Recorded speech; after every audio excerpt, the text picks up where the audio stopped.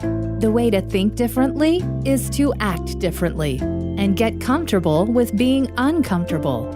Welcome to the Unlearn podcast, where host Barry O'Reilly seeks to synthesize the superpowers of extraordinary individuals into actionable strategies you can use to think big, start small, and learn fast, and find your edge with excellence. Here's your host, Barry O'Reilly. Welcome to the Unlearn podcast. On this show, I'm delighted to be joined by Karen Tay, Smart Nation Director for the Prime Minister's Office of Singapore, whose mission is to transform Singapore into the world's leading smart nation and a hub for global technology talent. She's also the Vice President of the Singaporean Economic Development Board. She's held a number of roles and led many cross-functional government initiatives, working with data scientists, policymakers, and ground operations to deliver data-driven policies and strategic communications in Singapore. These variety of roles, from education to social financing to strategy in the Prime Minister's office, have helped her contribute towards her vision of a more equitable, sustainable society built on trust, relationships, and technology. In short, Karen is modernizing government, using product development thinking and applying it to policy development. She's changing the way the Singaporean government creates, designs, and deploys policy, and truly co-creating with its customers, its citizens. But this is by no means a direct path for the roles that she does today. She started small and started early, but many of her friends in college thought she was taking the wrong path, but not Karen. Customer development, finding the data in the field, was what she knew she wanted to do, to learn to unlearn how to apply policy and do it right. Even when I was in the Ministry of Finance, my first job, and we were looking at special education policies, and I thought I really need to go down and understand what the parent is thinking, a parent of a special needs child thinking, and what the cost pressures are like on their household. I just said, okay, one afternoon, I know I might stay up late that night to do the rest of my work, but one afternoon I'm going to just go to a special education school, talk to the principals, teachers, and the parents, and just walk with them as they go into the classroom and leave the school. And that was my small thing. I was working till 2 a.m., 3 a.m. most nights in that job, but that small thing gave me so much energy and mission to do the right thing from the policy perspective, or to, not the right thing, but take the right approach to this problem. Building an inclusive society was always part of her mission. She experimented, seeking personal and policy growth. And by taking a different approach, getting comfortable with being uncomfortable, she could bring the government with her along the way. When I was about at the 4-year mark of my job, the Prime Minister's office was setting up a new team called the Strategy Group. That was a team set up to really coordinate the whole of government to set priorities for Singapore, right? The way that governments are structured is usually what we call silos. The Education Ministry optimizes for one set of outcomes. The Healthcare Ministry optimizes for another set of outcomes. And sometimes it just doesn't work out. And a lot of things come up to the Prime Minister. We were set up to help him prioritize, give him strategic advice on what should be the cabinet priorities. And that's how I really ended up there. I ended up there because I had deep expertise in my sector, the social sector, the education sector, as well as how you build an inclusive society. I did that job for 1 year, and then my husband decided to do his PhD at Stanford. So then the conversation began. Will Karen stay or will Karen leave, go to Silicon Valley and work for big tech? I thought about that decision really hard. And at the time, my manager said, hey, actually, in the Smart Nation office, in the Prime Minister's office, also in the Prime Minister's office, but another team has been thinking about sending someone out there for several reasons. One of them is talent. A lot of overseas Singaporean tech talent live in this area because Singaporeans are extremely well educated. So huge demand, right? Yeah. So talent is one piece. Partnerships is another piece, right? Smart Nation Singapore is really part of our national kind of identity as well. You know, what people know Singapore for. One of them is that we can use technology for public good. We're the rare place, one of the rare places we can do that. Partnerships as well as the whole marketing and expanding the international name of Singapore. So no one had done this job before, and I was, honestly, I didn't know what to think about it, but we came down to this decision. You go there for 6 months and you see how it goes. And if it doesn't work out for you guys, it doesn't work out for us, then let's end it. You can do whatever you want, but give it a shot. And that's how I landed doing this job for 6 months in the Silicon Valley in 2016. What I love about your story, though, here is you've obviously working in a very interesting field. Mm-hmm. I think politics or policy development is probably quite alien to a lot of people. Mm-hmm. Yet I often find with policy, sometimes it's a bit like a product, right? Like you have to formulate it, you have to do research, you have to understand the customers of that policy and how it might operate. Then you have a hypothesis about what that policy might work like. Then you've got to actually get support for it and then bring it to market. And hopefully, if the policy is executed well, the people who are customers of that policy will benefit. So how do you build confidence when you're designing these policies? Because I know you've talked about some you've done previously. I know you're constantly working on these. Mm-hmm. What's the way that you start to test your hypothesis of these policies? What's the way you start to learn what's going to work and what doesn't? You're absolutely right that policies, as well as events and anything you do, you should take a product lens to it. It's not just, I think this is a great idea and therefore I'm going to do it, right? There is a sense of needing to understand the stakeholders, your users, right? Why aren't low-income families sending their children to preschool? Is it because there's nothing in a 100-meter radius of them and they don't actually have access to the necessary transport needs? I'm just giving you an example, right? Maybe low-income families, really for them, the closeness to the proximity to their house of a childcare center is really important. Or maybe it is that they can't afford it. The prices are too expensive, the subsidies are inefficient. You have to start with that first to understand why is it that the target group is not getting the service that you need. And then you can start designing your policy. Then you can start thinking, all right, a planning parameter for several estates where we have lots of our target group, low-income families, is that you need to have a center within 100 to 200 meters of their home. Okay, maybe slightly more, but something that is walking distance, somewhere where they can drop their child off on the way to school. And you know what? We found out that maybe in catering for that, the tail of the distribution curve, most families actually want that, right? Most families don't want to be making huge diversions on their way to work. So that also caters to the rest of the population. So certainly there is that point of getting to know your users. I think the interesting thing about government is that users are not the only stakeholders, right? You don't run a country based on what everybody wants because not everybody, people have wildly different views on how they want to have their lives. And that is perfectly normal, right? There is a sense that you need some leadership in deciding what it should be, right? So the decision that preschool is important, investing in the early years, having everybody go to quality preschool, equalizing the access there, that is something that the central government has to make and say, we believe that we are willing to invest in it for the sake of our people and for the sake of our nation's future. So that is a part that is not necessarily just driven by the users. How we do it, of course, is driven by user behavior, and you would be dumb not to do it. I would say that traditionally, governments are not super great at the iterative process, right? And some policies don't lend themselves to it. For example, you can't be changing your interest rates, right? Every one day based on what people say. Like, you can't do that, right? But generally, we can afford to move towards a lot more iteration. I'll give you an example. And this is something I feel strongly about because when I went to the Ministry of Education, note that I came from the Ministry of Finance where I launched a lot of preschool reform, right? And then I went to the Ministry of Education to implement some of the things I was planning for.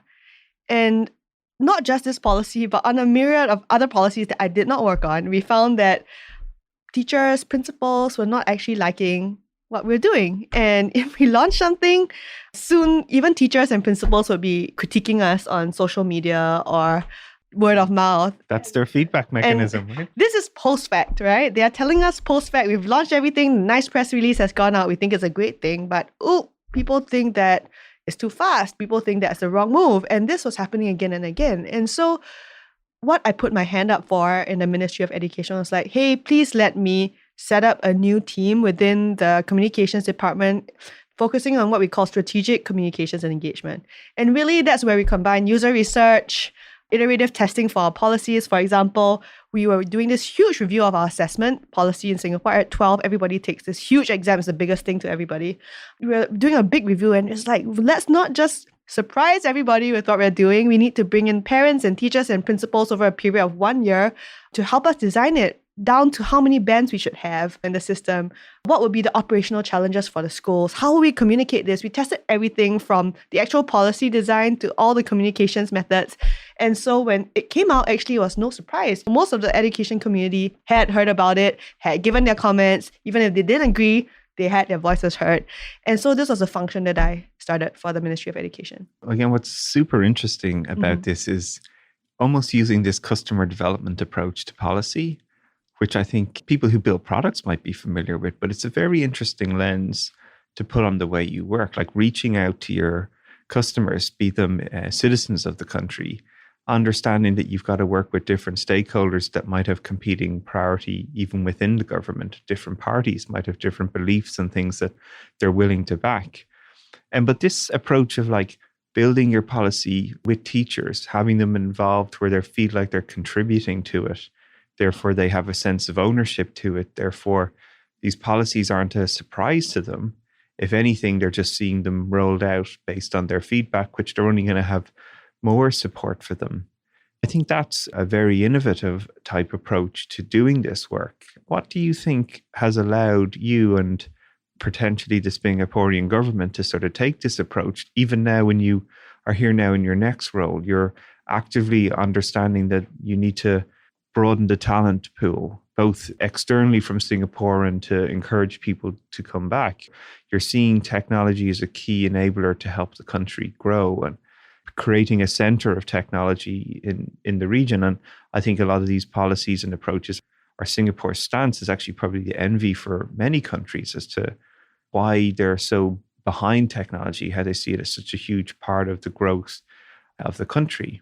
What are some of the things that are allowing that to happen? What do you think are some of the unique aspects, especially of the Singaporean government and the teams that you're on, that are helping you get there?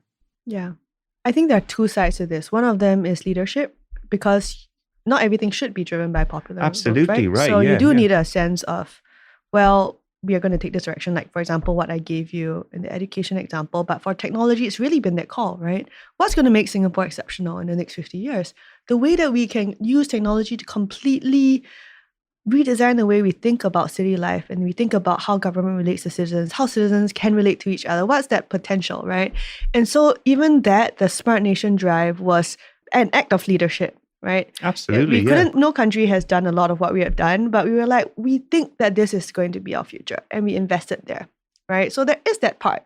I think actually Singapore, if you look at our history, we have a history of strong leadership in terms of visionary, where we should be heading. Well, people argue with whether it's right or wrong, and I think that debate is coming up more and more, and it's a good thing, right? Even internally within the government, some of us don't agree, and we discuss it, we argue. But what the muscle that the government has had to grow is really the user-facing muscle, right? Okay, you want to do this. Are you going to drag people kicking and screaming through the door? Or are they going to come and say like, hey, and we want to do this. We might do it differently from how you said it, but working with us, even though it might be a little bit more complex, it might take longer, it's going to be worth it for the country, right? And that's the muscle that we've had to develop a lot in the last 10 years. I've seen huge changes in how the government does that. So in my current role, which you asked about, the mandate was, Karen, bring technology talent back because we need technology talent to staff up our ranks, right? And I told them, no, I do not want to do the job if you want to make me a recruiter. I see Singapore and you are a product. Do the tech talent here want to buy you? No, they don't want to. And why? Let's look at our competitors, right? Let's look at what they're saying about what they want in a role, how they think about work. All the things that you're offering compared to themselves, what they want and what they are having from their competitors is not attractive enough. So before we even go there, before we even go into KPIs and let's bring back X number of people, let's look at ourselves. Let's take what they say about our product and change our product to something that's attractive. That's such a good point. Yeah. And it's such a pattern though. It's jump to the solution. The solution is bring tech talent back. And people get fixated on that.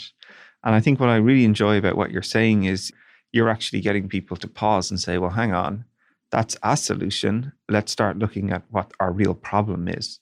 Let's start to understand and do research and customer development, really to understand it as a product. Singapore as a product, What are our strengths? What are our weaknesses relative to the market?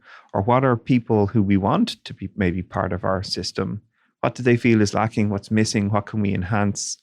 And then you're using all that information again to frame your problem, then look at outcomes and start to look at policies or essentially experiments to start to improve that, which is fascinating to me, like to see that method in play, especially in policy development.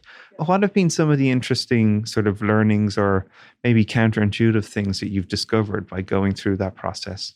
Any notions that you were like, oh, this is definitely going to work? And then yet when you started to immerse yourself in it, you saw maybe it was the opposite. Maybe I'll comment on your response first. Yeah, it's sure. really interesting because I said no, but I said no very nicely. It's not like, oh, no, I'm not going to recruit a single person. I did some of that, but the bulk of my effort I spent really trying to understand the user in the first 6 months, right? I did almost 100 interviews with people. We put it into something that was super condensed, and we had archetypes, users, and basically all the way down to strategy and execution and what we thought had needed to be done first. And so it was almost like coming in as an external consultant to the government, being like, hey, look, you want to do this? Yes, you want to bring them in? It's not just about bringing them in, it's about keeping them and having a good reputation as a good employer. So now what are we going to do, right? And giving them an actual breakdown of, okay, this is exactly what we want to do. This is what you did. This is what I do. In 6 months' time, let's review it again if we've really improved, right? So that is what people do need to understand in government. It's all about anything. It's all about whether you can execute it, not about what great idea you have, or even about that you're directionally right. It's whether you can get it done. So you asked me about what was intuitive or not intuitive. Let me think about it. Well, what surprised me, for example, was how little I needed to get something done or get a prototype up and running. For the first 6 months of my job, when we were still in that testing phase, I was really alone. There was no one out here. Even when I came out here, there are other Singaporean entities in the Bay Area. They were not quite sure what to make of me. They were like, are you going to just overlap with what we do? There was not very much trust, right? Yeah. There is that sense. Who are you? What are you up to? Can we trust you? And instead of really worrying about that, I was like, wait, what is kind of MVP I can deliver to bring people in, to show my other partners that I can bring value?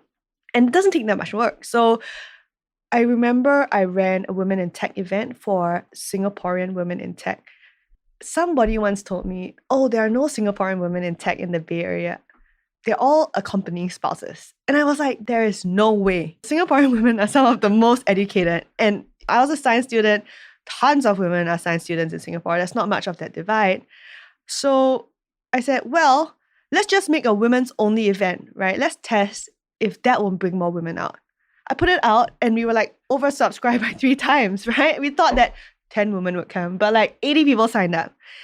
That was really surprising to me for one. But when I talked to them, they told me, most of us have children. So if you ask us to come out on a weeknight for a mixer where we're not so sure we get value, but we really value our spending time with our children, we'll just ask our husbands to go alone. But if you make it women's only, we will come because it's about us. It's more about us. It's more specific to us. Well, yeah. What's really, again, awesome what you're doing here is you're really starting to design around your potential customer again. Mm-hmm. Like understanding where people are at. And what's even better is debunking people's assumptions. These classic assumptions like, there's not Singaporean women here in tech. That's not possible. Well, let's test it and find out. And even better, like let's create the circumstances where that customer can be found. Right? People have families in evening. I always say, like, if you want to spend time with people, meet them for lunch rather than meet them for dinner. Mm-hmm. Because that's time that they may have to themselves. Yeah. Dinner time, I want to spend time with my family. I don't know who you want to spend, right? For sure. I think starting to design around your customer to really create circumstances not only to find them, but for where you can get the best out of them. Whether it's a women-only event, where it's a person of color event, where it's minorities, where it's somebody who cares about a discipline, whatever it is. I think too often we fall into this classic behavior of, oh, we'll just do a meetup at 6 o'clock during the week and everyone's going to eat pizza because that's what everybody likes. Yeah. And again, that doesn't open up the doors. Yeah. And it's not thoughtful design, I would argue. Yeah, you need to make them comfortable with their ad. I would build on that because a couple months later, when Facebook saw that I was doing this Women in Tech thing, Facebook Singapore, which is also hiring in Singapore, they said, hey, can we do something together? And I was like, yeah, let's do it. 6 to 8 weeks, let's launch an event. The first Singapore Tech Forum was born. We had 300 spots. I thought, again, 300 is a stretch, but 700 people signed up. And I took what I learned from the Women in Tech event. I figured, well, we want both the women and men to come. It's a weekend, Saturday, because it was a 4 or 5 hour program. Then I need a kids' room because if not, one spouse will get left at home, and it's usually the women. So I actually told Facebook, let's have a kids' room. My coworkers brought toys. There was a live stream. And yeah, the women participation was like much higher than any other kind of event, a mixed gender event that we had before. And that was something that I personally was proud of because I felt you understand your customer, right? You want to bring them and you want to make them feel that you thought about them when you design the product. It's not just about whether it serves their needs, but how it makes them feel. And that I think is very much in line with product development. Yeah. And obviously the results are there to see, you know, the kind of outcomes you're achieving are 4 or 5x better than anybody else. And that's just because you're being thoughtful about it. It's really interesting. So now that you were here for a while, right? You've been in this role for a number of years. It's amazing that I was always inspired when I met you, like the way you go about your work, but the amount of people that you've reached out to, the network you've built has been quite amazing in the period of time you've been here. So what have been some of the moments for you along the way, the real turning points in your thinking? Because I love this notion you talk about, like you live and learn in these sort of 6-month cycles all the time, which I think is a really interesting notion. You know, what have been some of the changes or course corrections you've made in your sort of cycles? Yeah, you mentioned living in 6-month cycles. That's something that I learned by moving out to San Francisco. When I first moved out here, the job was 6 months. So am I going to keep it after 6 months? No idea. And that really trained me to think like, okay, is there a product market fit here between the audience, for example, the tech talent and Singapore? Is there hope that we are going to move to, if there's none now, is there hope that we're going to move towards it? If not, this job is not worth doing, right? Yeah. Or is there market fit between me and the organization because they are taking a chance sending someone in a different time zone to achieve an objective they have no idea how to achieve? Is there still the trust? Is there still that sense that both of us are willing to work together? And every 6 months, I ask myself that, you know? And, you know, it does seem that every 6 months, the answer is yes. And my job keeps growing. Right now, I have 2 full-time jobs. And I cover a global team spanning the UK, the East Coast, and the West Coast of the US, as well as Singapore. So that's a nice time zone change for you. Well done. I know, I operate in 4 time zones. So I'm up at all hours. But it is very meaningful to see the approach I've taken to this work be accepted and expanded, and being able to then grow other people to take the same approach. I think they're perfectly capable of executing this stuff well, but what is the difference in the approach that we go about doing our work? You know, what's the product-centered approach? What's the people-centered approach? As opposed to just, well, HQ says, headquarters says we should do this, so we shall do it because ground ops is just arms and legs. That is absolutely not the right way to think about it. That's absolutely not the user-centric way to think about it. Yeah, and again, the results are there to see. I think the impact you're having and what I've observed, not only elevating this message, but the fact that you're bringing it to more and more people and they're starting to replicate it, and you're building up your team and more people starting to use these patterns to be really successful. I think there's a lot for people to learn here about how you do start to build great policies, how you do start to take this product-centric approach to policy development. When we think about government agencies, this isn't naturally what jumps into people's minds, right? They're thinking big programs, multi-year programs, just execute it or get it done in my term so I have a soundbite to talk about for my election. Or people have those sort of notions about what's happening in government, right? In many parts of the world, there's such a difference in terms of opposite ends of the spectrum, and you just have sides arguing, and many people feel like there's no progress in government. And yet I think what's unique here, what you're sharing, is using this sort of product development, customer-centric approach to how you're building your policies and how you're building awareness, not only of what the Singaporean government is looking to do, but just from your own work and connecting all these different entities. I think that's really interesting and different. and not intuitive to many people, though it might be to you. So, what tips would you have for people who are sort of listening now going, right, this sounds like something I can apply. I don't have to be a government to apply this. Like companies have policy, whether it's trying to improve their diversity policy, whether it's trying to improve their home care policy, like to create an environment to attract better diversity in their companies. Yeah. What are some of the tips you would have for people as they start to go down this path, or maybe some of the examples or that you tried, that things that worked that you didn't expect? Or here I will use Barry's framework on unlearn, right? So I'll focus on the thing I had to unlearn, right? Which was that you need to know how this is going to scale right from the start.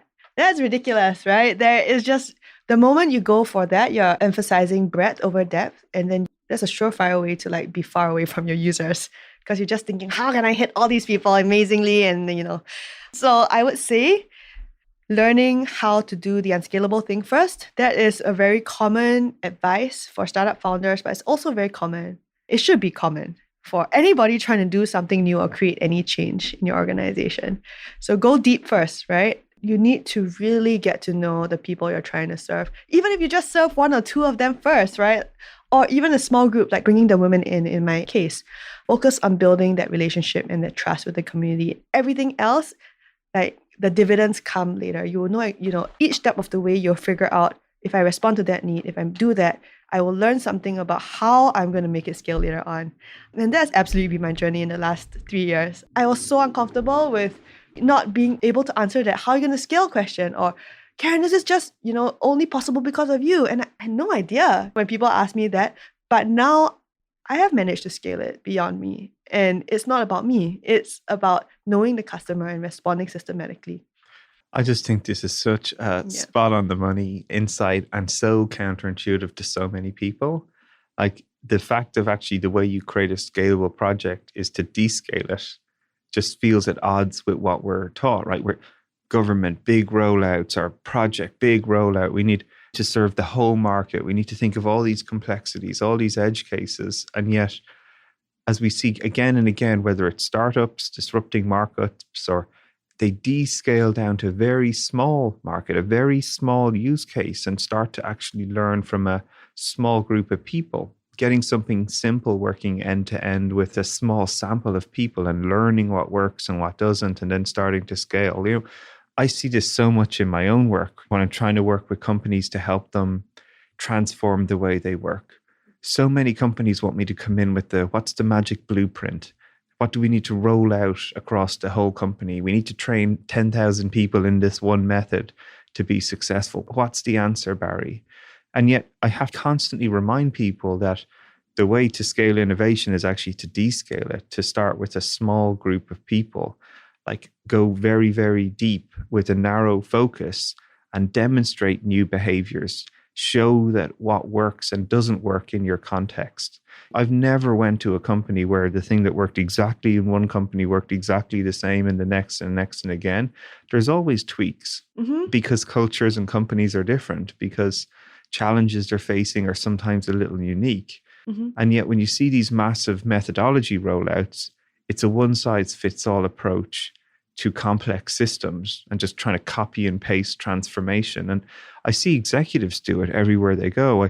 I was an exec in a bank. Now I'm going to be in an airline, and I'm just going to copy and paste all the same methods I used and expect to be successful. And that creates activity, but it doesn't create outcomes. Yeah. So I think sometimes we just substitute activity for outcomes. And absolutely, and this is like such a huge greatest pity. It is, right? And it's a huge problem in our industry. Again, what I really enjoy about what you're sharing here in your context is this notion of descaling, like finding out exactly what those first few customers need and really understanding their problems and designing a solution for them. And as you start to get that flywheel going, then start to push it out and scale it and bring more people into it and open up your sample size. And this is the way to be successful. Yet again, it seems to be continuously counterintuitive for people. Can I add one more thing here? Please, yeah, absolutely. I think one more thing that governments, perhaps I had to unlearn this as well. The difference between like being fundamentally transactional and fundamentally relational. I think I'm not sure about the cultural, historical origins of this, but sometimes in every single interaction we have, we want to get something out of it, right? But when you go into a relationship like that, that's a one-off relationship. They're never going to come back. Oh, it's a zero-sum game as well. What I learned about building talent communities and talent pipeline is it's absolutely relational. You cannot be wanting to sell them something from the start or get something out of them from the start. It has to be, well, who are you as a person? Like, what do you care about? What do we have in common here that we might not have realized? Like, let's get to know each other. And magic happens when that kind of conversation happens, as opposed to, oh, why are you in this job? Why don't you want to come to Singapore? Like, no. And I think that is a lot of what my team on the ground, we share back with headquarters, because it's a fundamentally relational way of working that I think more people in the world will benefit from. Right? Not to say that we're just like woo-woo, fluffy, we don't care about outcomes, but that's precisely the way you achieve outcomes, by connecting at a very human level. And when you talk about CEOs coming from industry, or how do you train people, it's not really about hard things. It's about whether they feel inspired and they feel like they want to make this change, whether they have the emotional connection with the change you're trying to make. If they don't have that, then like tough luck on you, right? You're just going to be hearing a lot of nice assent with no outcomes. Oh, yeah. And I see this time and time again. And it's funny, one of the other people I had on the podcast was Stephen Orban. He's now the head of enterprise strategy for AWS, but used to be the CIO of the Dow Jones. And he shared his story about trying to transform this classic paper to this digital entity. Mm-hmm. And so much of the work there was them like sharing stories about how every single person was trying to change, him trying to role model change in himself, what he was trying to do differently to help the teams grow. Mm-hmm. And again, I just see that again and again in the companies and the countries, obviously, that are transforming, is when the leadership are really role modeling new behavior, where they're the ones that are sort of getting a little outside their comfort zone. Mm-hmm. Like, it's easy to tell people what to do. It's hard to like find out what people want and then adapt your behavior to help them get there. You know, that's tough, whether you're a CEO, whether you're in a prime minister of a country. So I think there's a lot to be said about these entities that are adaptive, that are using the information that they gather from their customers and their people to their citizens to what people like yourself are out learning in the field, and then feeding that information truly into their policies or their products or their approach and adapting to it. Mm-hmm. And I think invariably they're going to be the countries or the companies or the leaders that actually succeed, as opposed to these groups that maybe think they know it all or are going to force doctrine. Absolutely. And I think that is, Singapore government was extremely adaptive when we realized that we're not great at that. So let's do it. Even the genesis of Smart Nation and the first core group of engineers and data scientists we managed to attract, they were the ones who went around. It was a small group, 8, I think. They went around evangelizing this new way that you could do your work if you just made use of that data sitting in your troves. And people got so excited and became a movement, right? Everybody wanted to do that. And that's how transformation happens, not by just someone saying, everyone, Smart Nation, go, right? So looking ahead now, I think it's very exciting time in that whole region. Mm-hmm. And you're here like sort of at the forefront of both taking lessons that you see of things that have worked or not worked, and also bringing that back and starting to apply it. So what are you most excited about in the time ahead, and what are some of the areas that are curious to you? Yeah, so I sit at this intersection of US and Asian culture. I have networks on both sides, really deep connections on both sides, but also I sit at this nexus of engineering culture versus hierarchical kind of management culture. I wouldn't say that is only applicable to Asia, right? This is a bigger kind of situation for big organizations. You start to operate a certain way to manage resources, to make sure that things move in a big org, right? And it's alive and well in North America. There's lots of top-down companies I work with. Right. Again, not right or wrong, right? But when you think about needing to attract technology talent in to transform the strategy of your business, what's possible, that strategic space. Technology used to be this like downstream IT issue. It's far from that anymore. Everybody is saying, technology is the main thing that's going to make us competitive. So how do we do it? Well, we need technology talent. Bad news, guys, like the demand is so much more than the supply. Okay, so what changes do you need to make? And I'm speaking in general to Asian cultures or management cultures, big hierarchies, organizations that have done well with that existing structure. There is a sense in engineering culture that clashes strongly with management culture, right? Think about engineers. I've met and spoken to thousands of them over the years. One component is huge emphasis on users, right? If you look in the Silicon Valley, it's all about how are users responding? Are they using more? What are they doing in response to our product? And making these quick iterations so that you keep engaging them, you keep hooking them, they come back, they're sticky, right? That is the fundamental principle, right? Users first. In a management culture, for example, a CEO might be comfortable saying, hey, don't use that purple button, turn it to blue. Yeah. And in the management culture, the person on the ground will really do that because that is what he's supposed to do. He's been told. That's absolutely runs against, just simple trivial example, it just shows you that absolutely runs against that. You are not a super user. Our users tell us what is needed and we build our product based on that and results will show for themselves, right? Oh, this is so true. And I think it's one of the reasons why technology is such a differentiator here. The reason these companies are getting ahead is because they've built platforms to source feedback or monitor user behavior. So you've hundreds of thousands of users doing things. And if you're missing what they're looking for, you know about it and you can adapt. Where this notion of just one person having all the answers and suddenly being able to come up with all the answers, one person versus hundreds of thousands of users who are actually using the product, it's not even a conversation. It would be unsensical to say, well, that one person's going to make the best decisions every time. So I think there's a lot to be said here about not only whether you're building products and you're listening and observing what your customers are doing, whether you're creating policy and you're sourcing that from your citizens, from the people who the policy is designed for. I just think there's a huge difference about the people who are actually actively engaging their customers to design versus the people who are trying to control and push that down. Absolutely. Well, there is some space where you do have to make some central decisions, right? When we build Smart Nation, it's not like everything is just what the users want. There is a sense like, okay, we need to have common infrastructure, digital infrastructure to save money, save taxpayers' dollars. That is an executive decision, right? But there's that balance. There are tons of things where management does not really have to comment. They may give their opinion, but they acknowledge we are not the super users here. Tell us what the users say, we will just follow. We're not going to comment on areas that are not our expertise, which again leads me to my second point, which is the engineering culture really values mastery and expertise.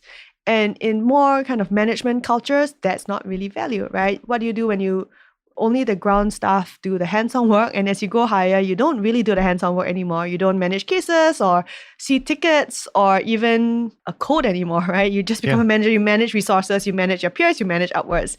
That's absolutely not engineering culture. In the Valley, you see even as engineering managers go up the ranks, they remain very hands-on. And that is what engineers want, right? Well, one of my favorite stories I maybe you've told before in the podcast is the head of trading for HSBC used to sit down with the graduates every year where they came into the program, and he would give them problems that he's working on. So he could see how those graduates would tackle that problem. You can imagine in these big corporate organizations, bureaucracy, where you've one of the most senior people in the company sitting with the most junior people, asking them how to solve problems that he's working on. He would learn massively, like new techniques, new tools, new ways of technologies to solve problems. And culturally, it's a huge statement for the company too, as well, that I don't know it all. I'm here to both learn and unlearn and relearn. I think there's a lot to be said about trying to always keep close to your customers, the leadership teams to constantly spend time with their customers, whether it's weekly, bi-weekly, whatever it is for them, the people who stay close to how the work is being done so they understand it.